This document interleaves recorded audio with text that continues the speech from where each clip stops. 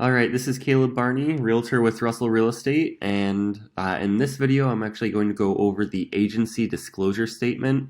So, unlike the Consumer Guide to Agency Relationships, which is kind of a general form that just notifies you as the buyer or seller of the different permissible types of agency in the state of Ohio, this form is going to be specific to each transaction.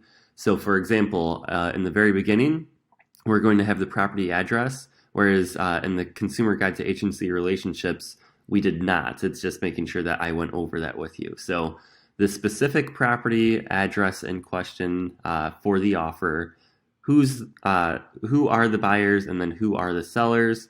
In this case, we actually would have three options for what we need to fill out. So the most common is a transaction involving two agents and two different brokerages. So in this case, we'll just say that we're purchasing a property. You, the buyer, will be represented by myself and my team lead. And then you'd be represented by Russell Real Estate Services as your brokerage. And then the seller would be represented by a different agent with a different brokerage. So that could be, Howard Hanna, Keller Williams, EXP, any other brokerage that's not Russell Real Estate. That would be Section 1.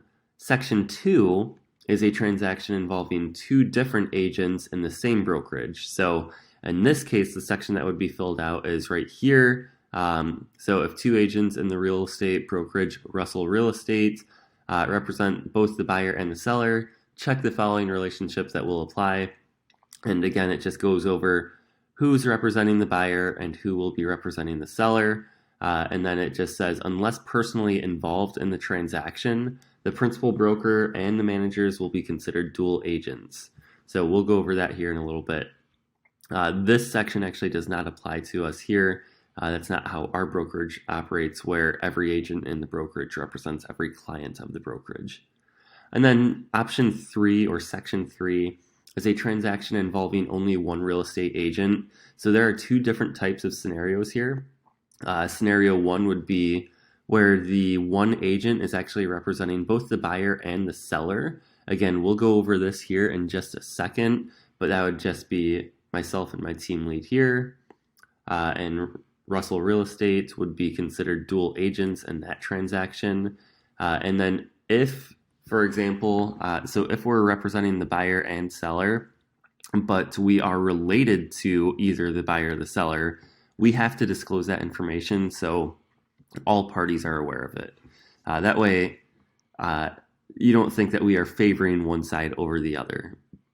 The other option would be if we are representing, say, the buyer or the seller. Say we're representing a buyer and we're going to a for sale by owner. That seller is representing themselves, so they're representing their own best interests. Or say we held an open house and a buyer comes along and they are representing themselves, that's where they would click this right here. You would have to sign off on it as either the buyer or the seller, and vice versa for whoever else is in the transaction. So for dual agency, again, that's where one agent represents both the buyer and the seller. Basically, we have to, we're almost like the middleman in that transaction. We're treating both clients honestly and fairly. We're disclosing all latent information that we know, providing information regarding lenders, inspectors, and other professionals, just doing our due diligence there, providing market information available from a property listing service or public records if requested, preparing and presenting all offers and counteroffers at the direction of the parties, and assisting both parties in completing the steps necessary to fulfill the terms of any contract. What we're not allowed to do, though, is disclose any information that is considered confidential. We can't advocate or negotiate on behalf of either the buyer or the seller. We can't suggest or recommend specific terms for the buyer or the seller. And then we're not allowed to engage in conduct that's contrary to the instructions of either party. Compensation would be paid out per the agency agreement, and then it just goes over consent and basically the responsibilities of the parties here. If you have any questions on that, let me know. Feel free to call, text, or email me. Thanks.